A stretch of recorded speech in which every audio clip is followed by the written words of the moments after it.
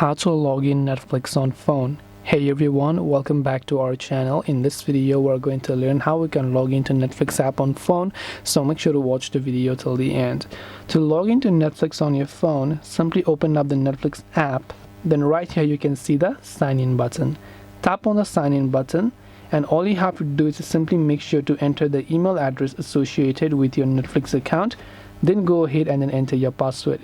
If you're not sure what password you have typed in, you can tap on the show option here and you can tap on the sign in option to sign in successfully. If you forgot your password, you can tap on the forgot password option if you want to reset it.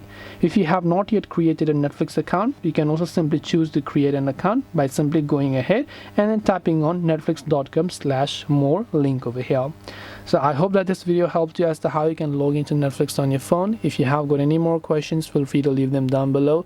Thank you for watching till the very end of this tutorial, and as always, see you soon in the next video.